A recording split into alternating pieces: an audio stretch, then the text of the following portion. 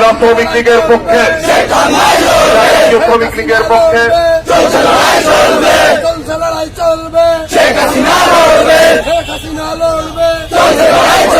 নাসির গাজী তাকে বক্তব্য রাখার জন্য দলের বিরুদ্ধে আগুন জ্বালো একসাথে, জঙ্গিবাদীর বিরুদ্ধে আগুন জ্বালো একসাথে।